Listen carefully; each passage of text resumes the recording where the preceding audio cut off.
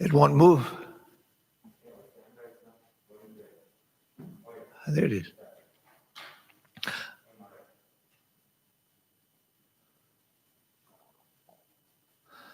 Namaste and good morning. Welcome to the Gospel of Sri Ramakrishna class at the Vedanta Society of Greater Houston. We are on June 5th, 1883. In the middle of that day, and in this book it is on the middle of page 236. It was about 5 o'clock in the afternoon. I should mention, I think this was a Tuesday. This was a Tuesday. It was about 5 o'clock in the afternoon. Sri Ramakrishna was sitting on the steps of his veranda. Hazara, Rakal, and M were near him. Hazra had the attitude of a Vedantist. I am he. Master to Hazra.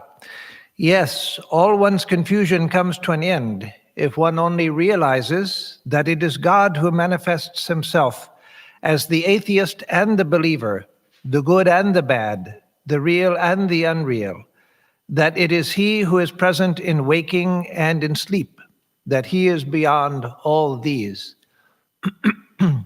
So this, again, he's saying to Hazra, who had the attitude, I am he, I am that infinite reality, the attitude of a jnani. And so Sri Ramakrishna is putting the language of a jnani in devotional language. That is, that he, the God, the divine being, is all of this, that it's the divine which is manifested in the good person and the bad person, in the high and in the low. In the pleasant and in the unpleasant. And then he goes on. There was a farmer to whom an only son was born when he was rather advanced in age.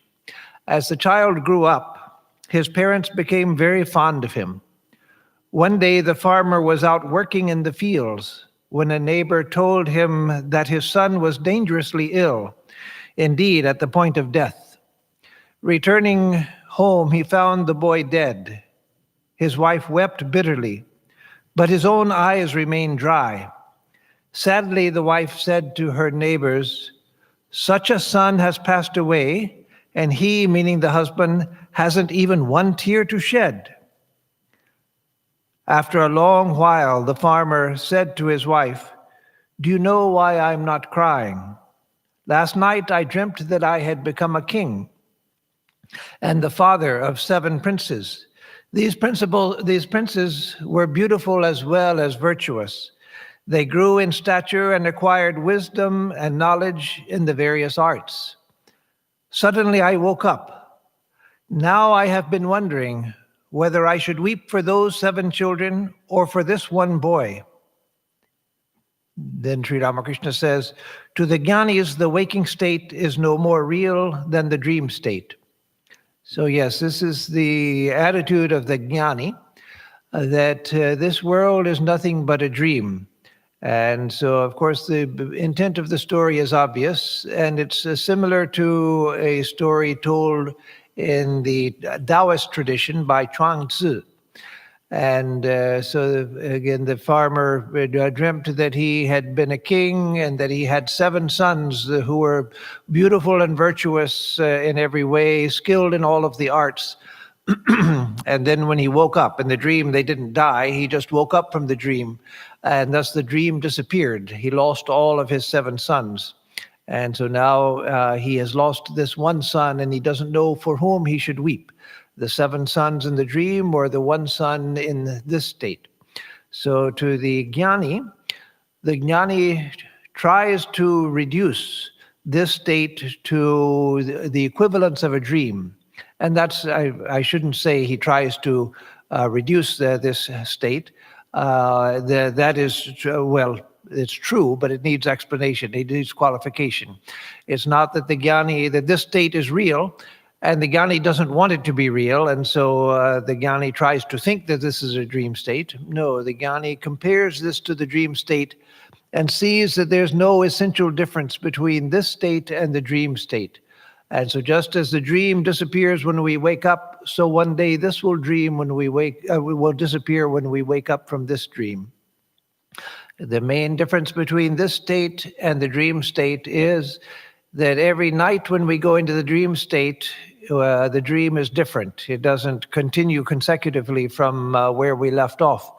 But this state does. This state seems to have permanence. It seems to continue from day to day. We wake up in the morning and things are different from when we went to sleep, but that difference can be accounted for by the number of hours clicked off by the clock. And so there's a sense of continuity of this state over a whole lifetime, whereas the dream changes even at night. We dream several different dreams, and each one is separate and self-contained. So, and even if we have a recurring dream, the recurring dream doesn't, it's not that we can account for the time we spent awake by the clock of the dream time and everything is rational in terms of time and so forth. No, the dream state comes and it goes within one period of sleep. So that's the main difference. But the Jnani says that that's not enough to make this state real. Just because this state lasts much longer doesn't mean that it is therefore real. It's still of the nature of a dream state because all of this also exists within my mind and nowhere but in the mind. So that Sri Ramakrishna is telling to Hajra, because Hajra is a follower of the path of knowledge. And one thing I forgot to mention in the previous part where it says that all one's confusion comes to an end if only one realizes that it is God who manifests himself as all of this. So yes, if we can see that everything here is nothing but the divine being, then all problems have ceased. That is enlightenment, to know that. We can have that conviction now, and that doesn't free us from all problems, though it helps. It's a great step if we can understand that intellectually. And then we can try to keep that in mind. We can try to change our reactions to things by remembering that. But if we actually experience that everything here is nothing but the divine, and that's what we see, what we actually experience directly, then all of our problems are over. Then whom to praise, whom to blame, whom to like and whom to dislike. We see all as the same blissful divine being manifested in the good person and the bad person, and the virtuous and the unvirtuous, in the high and in the low, in the rich and the poor, in the privileged and in the underprivileged, and so forth. So that brings all of our problems to an end. And then Sri Ramakrishna went on with the story which we just read. So then he concludes, God alone is the doer. Everything happens by his will. Now that's very difficult to understand, that God alone is the doer. Everything happens by his will. So it's hard to understand because of the ego, that which says, I am responsible for my own actions. That sense of responsibility is what ties us to the law of karma. What a hypocrite tries to do is to not take responsibility for their bad actions, but to take full responsibility for their good actions. That yes, I did that, but bad actions, well, no, it was the divine will that should happen. What could I do? So in order to practice that God is the doer of everything, then I have to be consistent and I have to be deeply convinced and to not be hypocritical about it. If I can say that I don't do the good things, then I can say I don't do the bad things also, that God alone is responsible. That sounds dangerous. It's only dangerous because of hypocrisy. If we can get rid of hypocrisy, then it's not dangerous at all to see that God does everything. Brother Lawrence, the great Carmelite monk, lay brother in France in I believe the 17th century, he said that when he made a mistake or when he did something wrong, then he prayed to God, "You alone are my strength. If you don't help me to do the right thing, how can I possibly do the right thing?" That is, that you are the one who moves everything. You are the one who directs everything. If you don't make me do the right thing, what can I do? So he could say that because he had that firm conviction that God does everything, the good and the bad. And so instead of wasting time and remorse and guilt and all of that, he could say that, what can I do?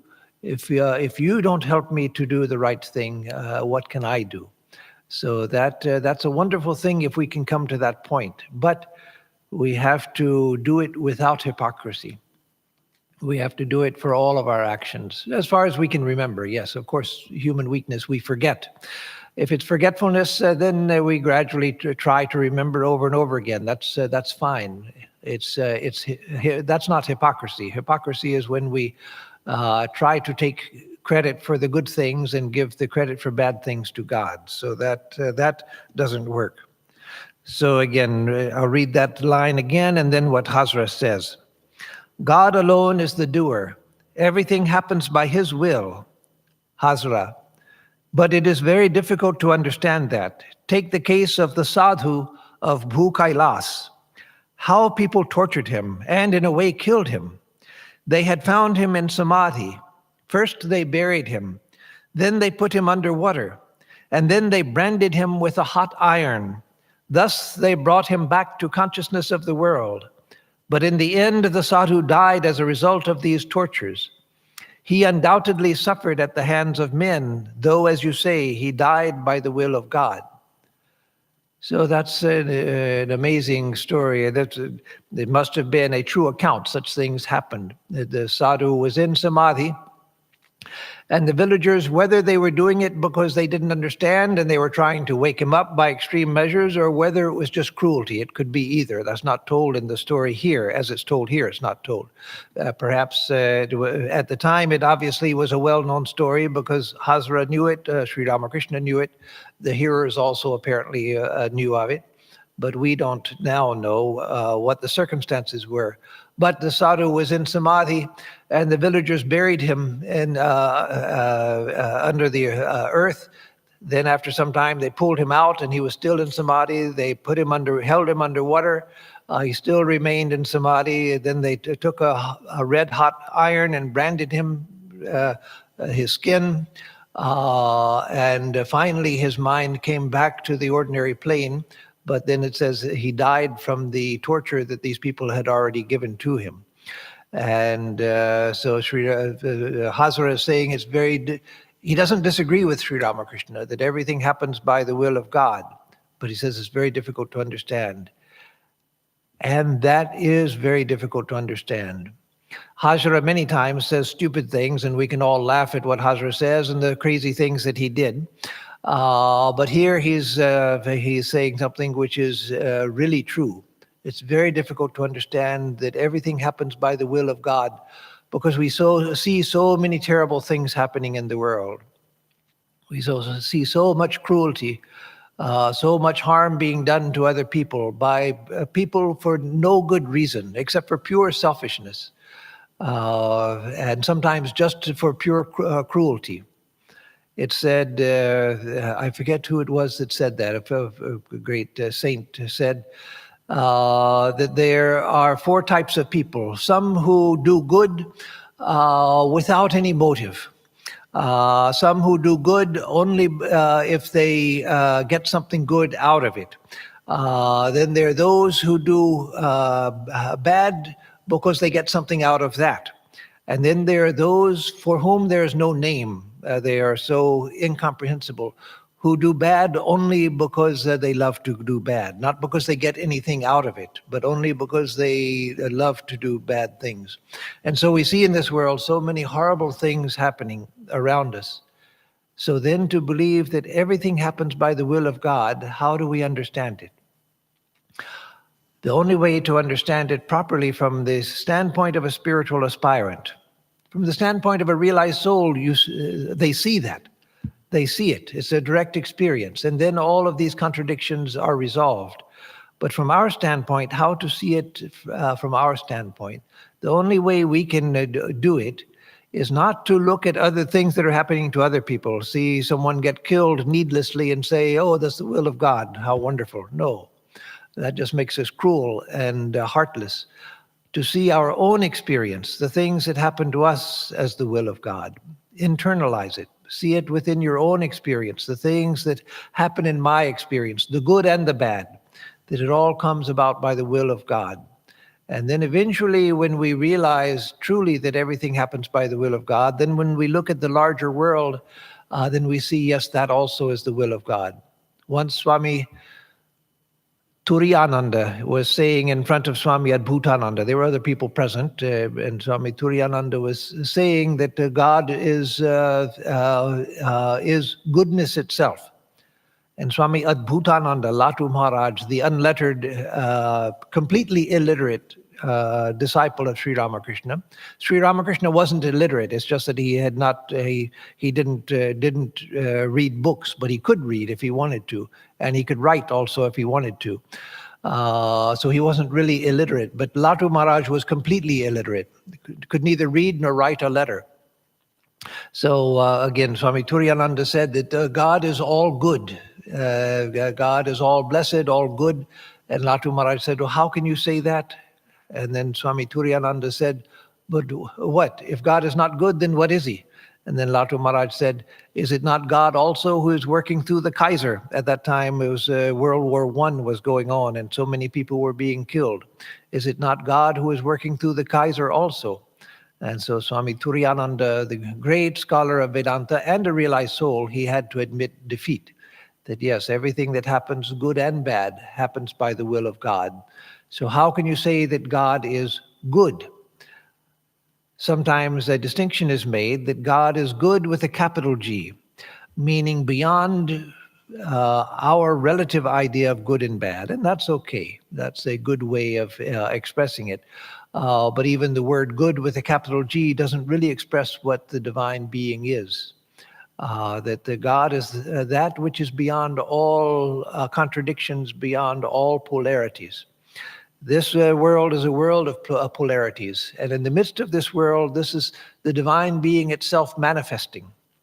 And everything happens according to the will of the divine. But again, that's hard to understand, as Hazra here says. So then the master says, man must reap the fruit of his own karma. But as far as the death of that holy man is concerned, again, coming back to the sadhu of Bhukailas, who was tortured by the villagers, but as far as the death of that holy man is concerned, it was brought about by the will of God. The Kavirajas prepare Makara Dhwaja in a bottle. The bottle is covered with clay and heated in the fire. The gold inside the bottle melts and combines with the other ingredients, and the medicine is thus made. Then the physicians break the bottle carefully and take out the medicine. When the medicine is made, what difference does it make whether the bottle is preserved or broken? So people think that the holy man was killed, but perhaps his inner stuff had been made. After the realization of God, what difference does it make whether the body lives or dies? And so that's a beautiful example he gives. First, he says that man must reap the fruits of his own karma. Perhaps what he meant in the context was that the sadhu of Bhukailas, though he had attained to samadhi, he still had prarabdha karma. That is, that karma which had set his body in motion, which was already in process. There was something that had to be experienced before he died, before this body dropped off. And that was experienced through the torture of these villagers. But then he gives the example of the Makara Dhwaja, the medicine made by the Kavirajas. Kaviraj is a Ayurvedic physician, the name of a Ayurvedic physician in India. And so He's talking about the Ayurvedic physicians, the Kavirajas, who make a medicine called Makaradhwaja. It's made by putting in a bottle. I think he said it's in a bottle covered with clay. They put sulfur and mercury, and then gold is put in order to facilitate the reaction between the sulfur and the mercury. Those of you who know much about alchemy will recognize that the sulfur and mercury were very much used in the West, also in Europe, by alchemists. In fact, it was in India that the medicinal value of mercury was discovered. Of course, we know that mercury is a very deadly poison, but properly prepared, it had medical usage. And that was recognized in the West also. In fact, even when I was a kid, if I cut myself, my mother would put mercurochrome on it, which had mercury in it. They don't use that anymore because, again, to try to keep mercury out of people's systems for good reason. But up until in the 1950s, when I was a kid, you could still buy mercurochrome. It'd be red, that solution that you put on a cut. So they would take a bottle, put the sulfur, the mercury, and then some gold for the reaction in the bottle, cover the bottle with clay so the bottle doesn't break, then bake it in an oven for a certain amount of time and a high heat. And then when it was finished, take out the bottle, break the bottle open carefully so you don't get shards of glass, and then you take out the medicine. So once the medicine is made, then you don't need to keep the bottle. And so that's the point of the story, of the illustration, that for the sadhu of Bhu Kailas, if he had attained to samadhi and he had attained to realization, the body was not needed. So whether the body lived or died, it doesn't matter to the sadhu. So for us, it's a horrible thing. And the people who committed it, they were doing something horrible also. For them, karmically, that was either it was out of ignorance or it was out of cruelty or out of both, who knows. But for the sadhu, he had attained to illumination. He had already baked the medicine within this jar of the body. So if the body goes, who cares? What you want is the medicine that's in the bottle. And so once he had attained to samadhi and reached perfection, for him, the body going was nothing. So Sri Ramakrishna continues, the sadhu of Bhu Kailas was in samadhi. There are many kinds of samadhi. My own spiritual experiences tally with the words I heard from a sadhu from Rishikesh. Sometimes I feel the rising of the spiritual current inside me as though it were the creeping of an ant. Sometimes it feels like the movement of a monkey jumping from one branch to another. Again, sometimes it feels like a fish swimming in water. Only he who experiences it knows what it is like. In samadhi, one forgets the world. When the mind comes down a little, I say to the Divine Mother, Mother, please cure me of this. I want to talk to people.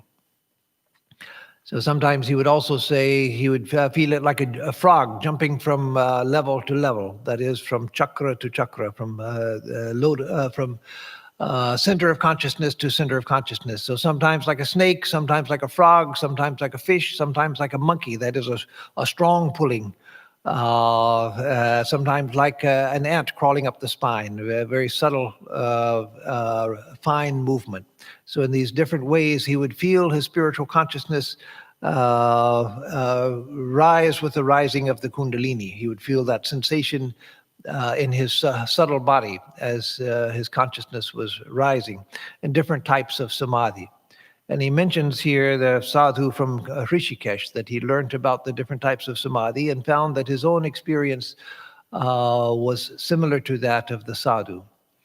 In this way, you see that from ancient times, many of these traditions were carried on just by word of mouth.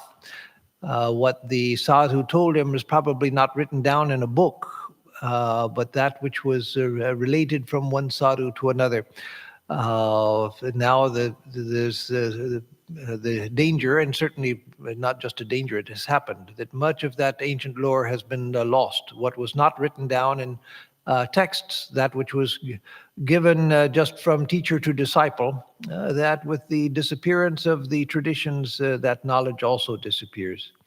But what a wonderful thing it was that these were living traditions that people passed on from generation to generation.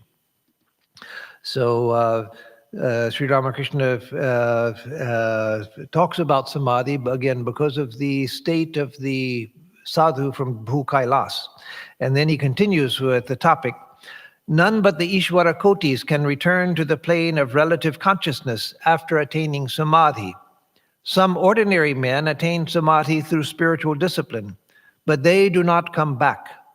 But when God himself is born as a man, as an incarnation, holding in his hand the key to others' liberation, then for the welfare of humanity, the incarnation returns from samadhi to consciousness of the world. So one has to understand here that here by samadhi, he's talking about nirvikalpa samadhi. From other states of samadhi, one can return. I knew a Swami who would enter into states of samadhi, but he said he had not attained to nirvikalpa samadhi, but he had attained to states of samadhi. Once, when I was at Mayavati, we had an earthquake, and it happened during the time of evening meditation. And when this sadhu came to the dining hall, he didn't know anything about the earthquake. It was a big earthquake. It didn't do damage to our buildings, but it did do a lot of damage in that region of the Himalayas. And it was quite a very strong shaking. But this sadhu knew nothing about it. He was in deep meditation and didn't feel anything. And so here Sri Ramakrishna is talking about nirvikalpa samadhi. He would often say that one who goes into nirvikalpa samadhi, an ordinary jiva, an ordinary person like us, goes into nirvikalpa samadhi, and after 21 days the body falls away because the life can't be sustained.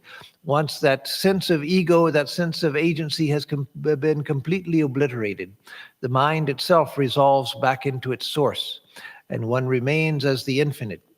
But only Ishvara Kotis and those that God gives a special mission to, those who are brought back to the state of ordinary consciousness in order to teach others, only they come back from the state of nirvikalpa samadhi. So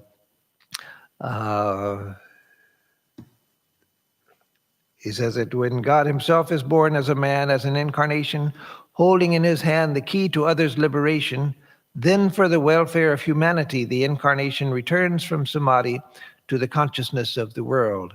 Then M says to himself, or thinks to himself, does the master hold in his hand the key to man's liberation?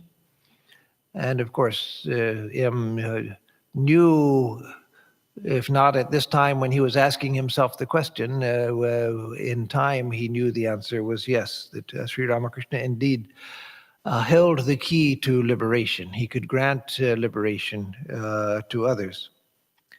Hazra, the one thing needful is to please God.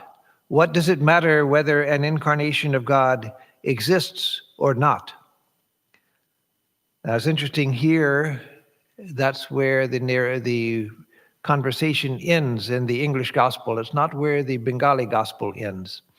Hazra says, the one thing needful is to please God. What does it matter whether an incarnation of God exists or not? So that was his attitude. Hazra being a person who followed the practice of Soham, I am he, and not a devotee of the incarnations and so forth. Then that was his attitude. He didn't give much heed to the idea of the incarnations.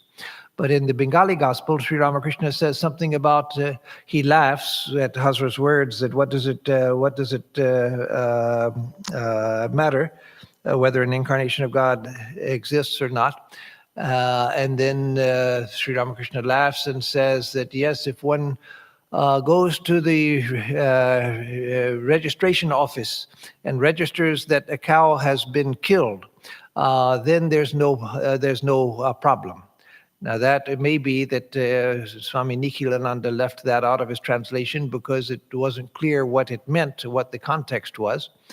I don't know, but it's not here. Anyway, venturing an explanation, I don't know if it's correct or not, but venturing an explanation of those words that Sri Ramakrishna laughs and says that it doesn't matter if one goes to the registrar and registers, then there's no problem even from the killing of a cow. The idea is that, of course, killing a cow was considered and is considered in India a great sin for a Hindu to kill a cow. And so if one has the protection of the registrar, then even that disappears.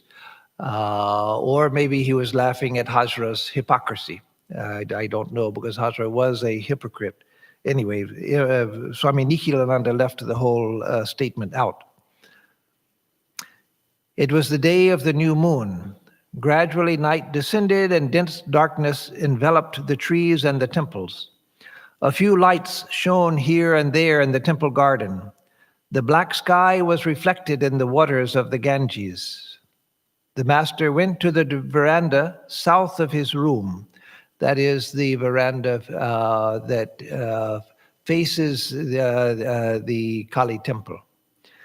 He went to the veranda south of his room. A spiritual mood was the natural state of his mind. The dark night of the new moon, associated with the black complexion of Kali, the Divine Mother, intensified his spiritual exaltation. Now and then he repeated Om and the name of Kali. He lay down on a mat and whispered to him, Master, yes, God can be seen. X has had a vision of God, but don't tell anyone about it. Tell me, which do you like better, God with form or the formless reality? M. Sir, nowadays I like to think of God without form, but I am also beginning to understand that it is God alone who manifests himself through different forms. So now this is a question that Sri Ramakrishna asked M at the very beginning of their acquaintance. He asked him, what do you prefer, God with form or God without form? And M said, God without form, because he was educated in the modern British, at that time what was modern, the modern British education, a skeptical education, that which was influenced by Western ideas and Western religious ideas as well, that how can God, the infinite, manifest in form? And so many younger people of M's generation and younger, even older than M, even Mathur Babu, though he believed in God with form, he was also influenced by the new British ideas which had come, or the new Western ideas which had come through the British into India. Being a cosmopolitan man and a man of the world, he was influenced by these ideas, whereas Sri Ramakrishna was completely uninfluenced by any of those ideas. When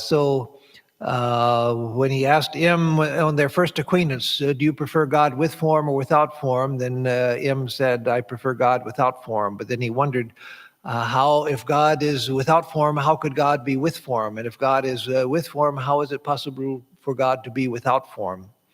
And then he tells Sri Ramakrishna, but someone should tell people that God is not a clay image. And then Sri Ramakrishna scolds him and says, you Calcutta people, that's all you do is to go around giving lectures to people. And so here again, Sri Ramakrishna asks him the same question 2 years after their acquaintance, 2.5 years after their acquaintance almost. And, or was it, no, I'm sorry, 1.5 years, because it was 1882, yes, not 1881, when Narendra had first come. So it was 1.5 years after his first acquaintance. He had seen so much, learned so much, experienced so much in the company of Sri Ramakrishna, that now he was beginning to open to the possibility. He still preferred God without form, but was beginning to understand that there's more to spirituality. He understood that it is God alone who manifests himself through different forms. So that Sri Ramakrishna would often ask those who would come to him, do you prefer God with form or without form? And whatever they said, though most in those days said without form, he would tell them, that's fine, proceed with that. But always remember that God is both with form and without form, and infinitely beyond both. That is, what the reality of God is can't be said. He would give the example of the chameleon, that one person going into the forest saw a chameleon on a tree and saw that it was blue, and came back and told others that they had seen a blue lizard on the tree. And then somebody else said, well, no, I saw the same lizard, after describing it and where the tree was and everything. I saw that also, and it was red. And somebody else said, no, I saw it was green. And so then they went to the tree, and there was a man sitting under the tree, and they asked him about the lizard. And he said, the only one who knows the lizard knows what it really is, that the various manifestations. And so God with form and God without form are both manifestations of that which is beyond all idea of form and formlessness. So it's not that when we get to Brahman, which we often say is the formless reality, the impersonal reality, but it's not that when we get there, we see that, oh, this doesn't have any form. There are no shapes here. There are no concepts whatsoever. What it is can't be described in human language. What it is transcendent over all concepts. You find that it is reality itself, but what it is, well, can't be said. So, Master, will you take me in a carriage someday to Mati Seal's garden house at Belgorria? When you throw puffed rice into the lake there, the fish come to the surface and eat it. Ah, I feel so happy to see them sport in the water. That will awaken your spiritual consciousness too. You will feel as if the fish of the human soul were playing in the ocean of Satchidananda. In the same manner, I go into an ecstatic mood when I stand in a big meadow. I feel like a fish released from a bowl into a lake. And so that was a wonderful thing that Sri Ramakrishna used to say often, that one way to meditate on the formless reality is to think that you are a fish swimming in the ocean of Satchidananda. And so even we ordinary people, we get a delight when going to a pond and throwing some pieces of bread or something into the water and seeing the fish going and eating the bread, large carp and goldfish and things. It's a delight to watch. And so Sri Ramakrishna, for him, everything reminded him of spiritual experience.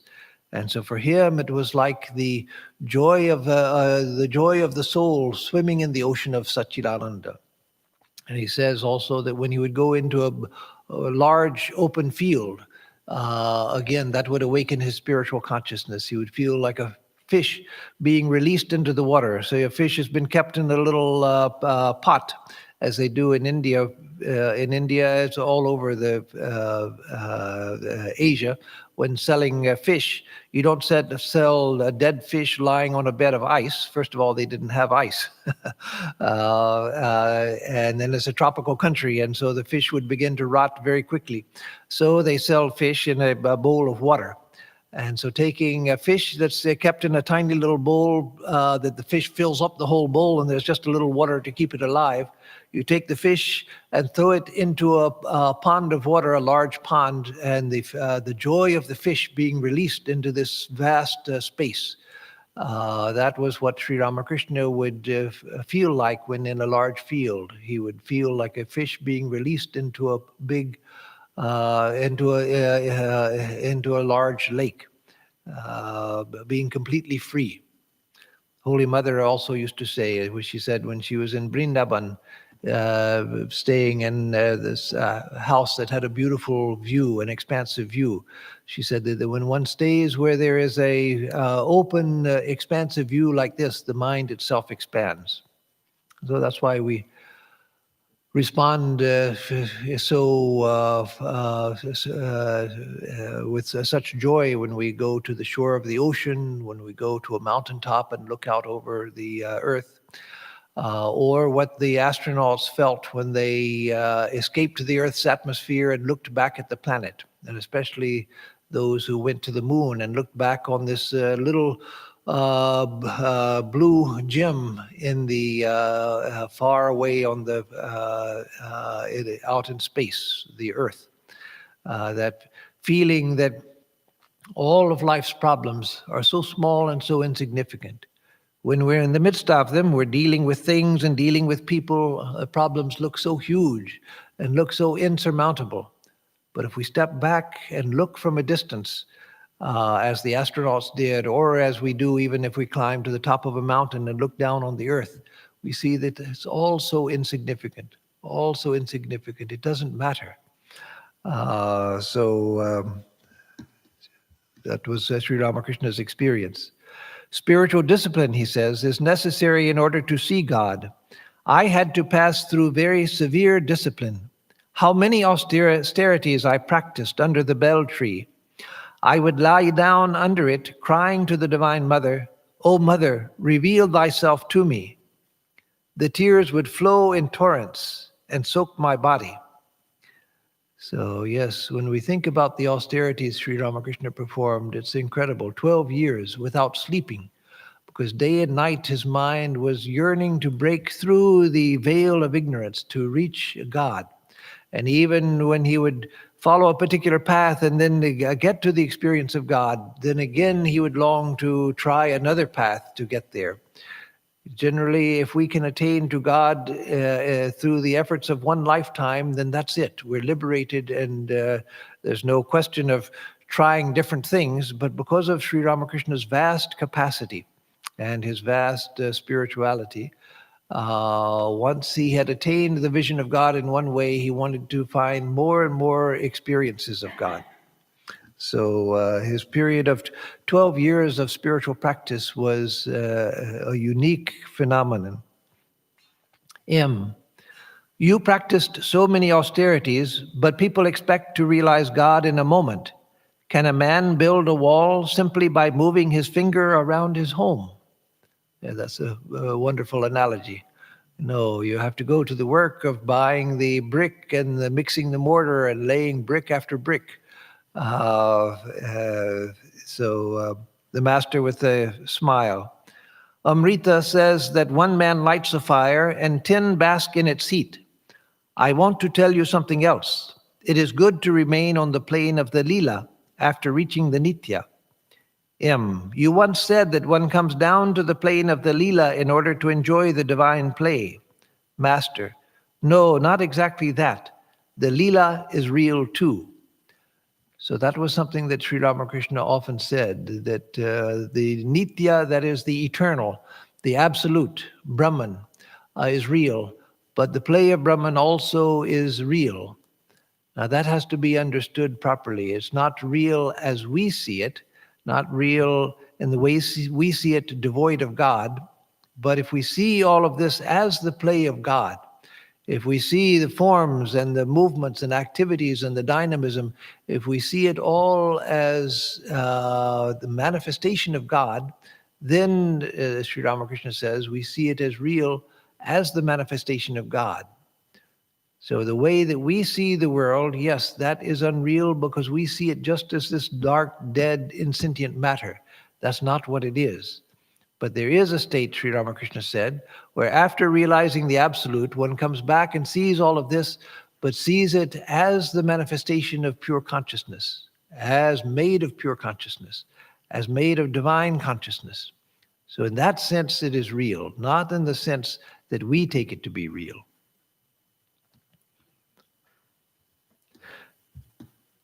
Let me tell you something. Whenever you come here, bring a trifle with you. Bring something small with you. Perhaps I shouldn't say it. It may look like egotism. I also told Adhar Sen that he should bring a pennyworth of something with him. I asked Bhavanath to bring a pennyworth of betel leaf. Have you noticed Bhavanath's devotion? Narendra and he seem like man and woman. He is devoted to Narendra. Bring Narendra here with you in a carriage and also bring some sweets with you. It will do good to you. So that Sri Ramakrishna was, again, he said, it may sound like egotism to tell you to bring something when you come here, but he's telling it for his own good, that by bringing something to Sri Ramakrishna as an offering, and he wasn't asking for anything big, just spend a penny to get a sweet or something and bring it here when you come, it will do you good. Knowledge and love, both are paths leading to God. Those who follow the path of love have to observe a little more outer purity. But the violation of this by a man following the path of knowledge cannot injure him. It is destroyed in the fire of knowledge. Even a banana tree is burnt up when it is thrown into a roaring fire. So knowledge and love, both are paths equally valid that lead to the attainment of God.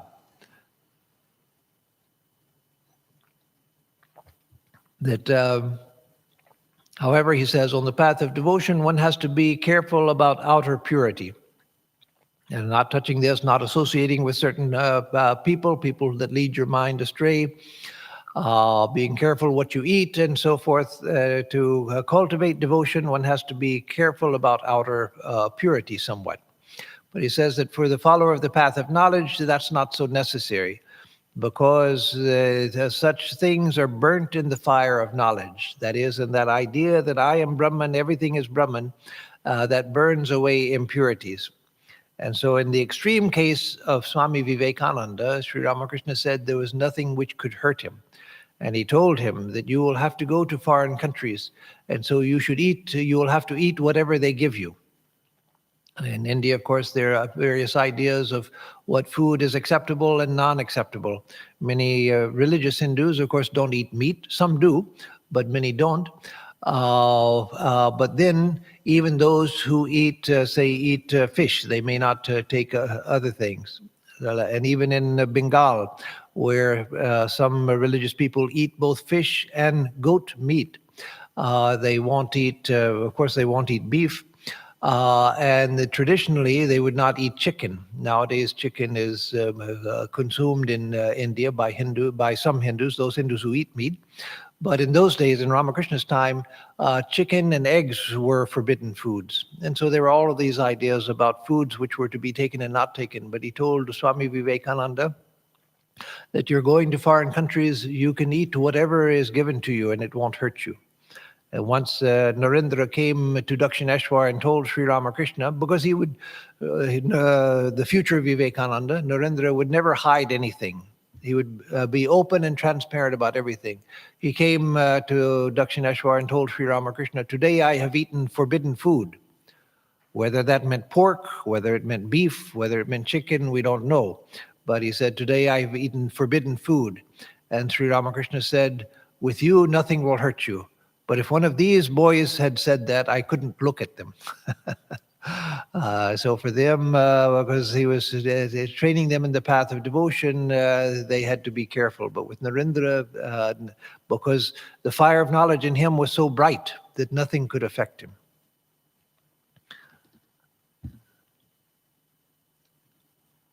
And he says here that even a banana tree is burnt up when it is thrown into a roaring fire. Of course, a banana tree, for those of you who haven't been around banana trees, they're full of water. And so if you try to light a green banana tree, nothing's going to happen. But if you have a roaring fire, even the green banana tree, if you cut it and throw it onto the fire, it'll be burnt up. And so in the roaring fire of knowledge, all impurities are burnt. So the jnanis follow the path of discrimination. Sometimes it happens that discriminating between the real and the unreal, a man loses his faith in the existence of God. But a devotee who sincerely yearns for God does not give up his meditation, even though he is invaded by atheistic ideas. A man whose father and grandfather have been farmers continues his farming even though he doesn't get any crop in a year of drought. So Sri Ramakrishna would often say that we have to be like the hereditary farmer, not like the gentleman farmer who, after living a life as a financial investor or something like that, has the idea that, I'd like to get a ranch and have some cows and grow some things. and they buy a piece of property and become gentlemen farmers. But then when they see the hard work and the failure year after year because of long-term drought or storms or whatever, then they give it up because it was just a fancy of the mind. But for the hereditary farmer, year after year, even though the crops fail year after year, the next year, they still sow the crop. And so a true devotee, one who is truly devoted to God, even year after year of spiritual practice with no fruits whatsoever, still the next day you sit down and do your practice. You still do your prayer, still do your japa, etc. It doesn't matter that for years you haven't seen any progress. You still, because you're a hereditary farmer, you're a devotee who is convinced that God is. So someday I will get there. Like the hereditary farmer knows that this is what I do. And so if crops fail for 10 years, then the 11th year I still sow again, try again, because this is my life. And so a devotee knows this is my life. It doesn't matter whether I have had success or not. I go on doing because someday I know it's going to work. So he says that the jnanis who follow the path of discrimination, that is the path of discernment between the real and the unreal, between Brahman and the world, between consciousness and the objects of consciousness, etc. Sometimes they lose the belief in the idea of God, that is the personal God, because they're interested in realizing pure consciousness, the self, which I am. They're not thinking about God, devoting myself to God, seeking God. No, I'm trying to realize pure consciousness, the source of this sense of I am that I have. So the idea of God may disappear from them. But he says that one who has deep devotion, even if they are surrounded by atheistic ideas, whether it's the atheism of modern materialistic atheism, scientific atheism, or whether it's the atheism of jnana, the path of knowledge. It doesn't matter. They still go on with their devotional practice. Let me stop here because, oh, no, there's only one short paragraph left. Lying on the mat and resting his head on a pillow, Sri Ramakrishna continued the conversation. He said to him, "My legs are aching. Please stroke them gently." Thus, out of his infinite compassion, the master allowed his disciple to render him personal service. So just as Sri Ramakrishna asked him to bring a cheap something with him whenever he came to see him, so he gives him the opportunity for service. That is considered a great blessing when a great soul like Sri Ramakrishna gives the opportunity for personal service, or when one's guru gives the opportunity for personal service. That's considered a great, great boon, because through that one opens a deeper channel of communication between oneself and the spiritual teacher. So with that, we will close, and next time we will begin on June 8th.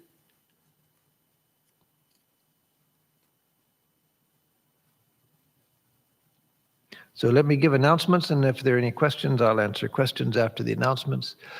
The announcements are, on Sunday, I will speak in the series on basic concepts of Vedanta, on the Jiva Atman, or the Jiva, the living soul, the embodied soul. And as I've said before, understanding the Jiva is extremely important in understanding Vedanta. It's a strange phenomenon that in the Semitic religions, that is, or the Abrahamic, I should say, because they're long beyond being just purely Semitic from the Middle East. Judaism, Christianity, and Islam, the three main Abrahamic religions. The emphasis was on the nature of God. Yes, in time they took an interest in the nature of the self, but not so much.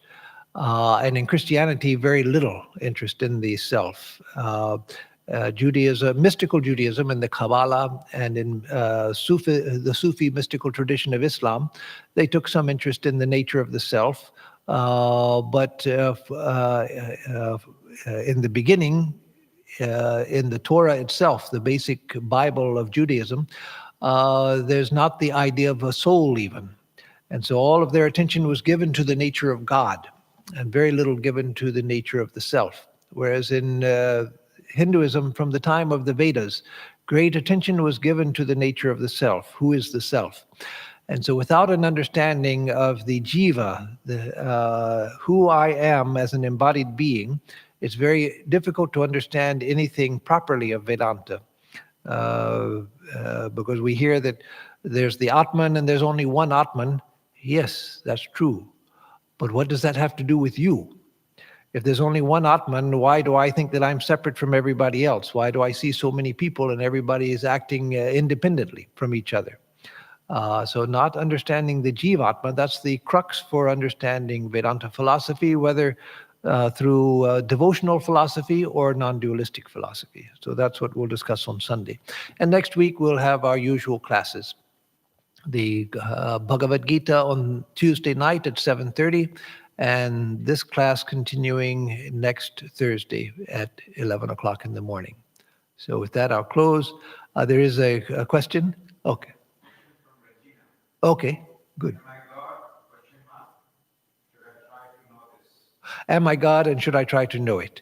Okay, a question from Regina. Am I God and should I try to know it? Yes, you are God, and yes, you should try to know it. But how you try to know it depends on the path that you take, because you can take the path of knowledge or the path of devotion, and how you relate to that idea will be different depending on the path that you take.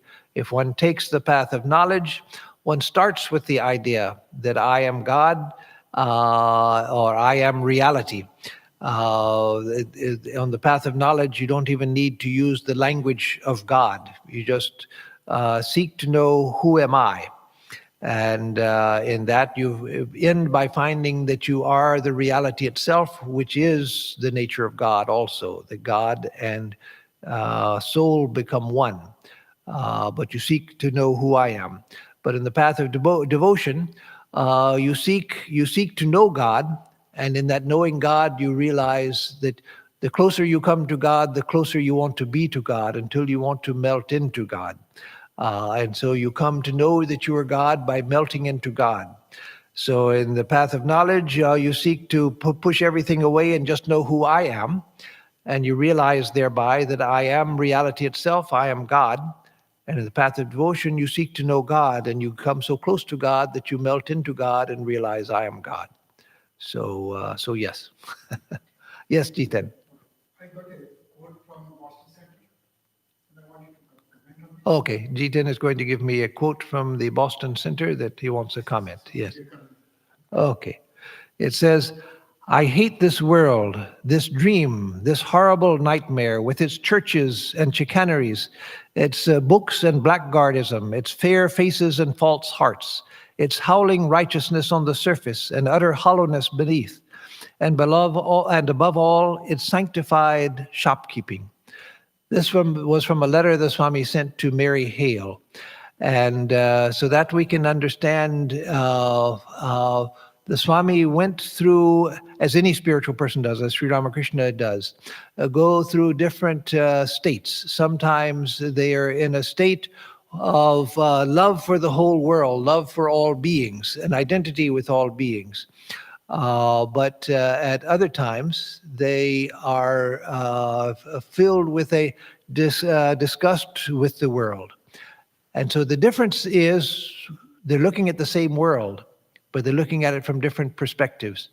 When a person like Vivekananda is filled with love for all beings, feeling identified with the world and saying that this world is not as bad as people think, that this world, whenever you think that this world is bad, then look at yourself and ask, why do I see the world as bad? And you'll find that it's because of the way you're looking at the world, that this world is the divine being itself. So sometimes he would speak in that way. But when he speaks in this way, I hate this world, this dream, this horrible nightmare with its churches and chicaneries, that's because he was seeing the the falsity of this world in comparison with the reality of God.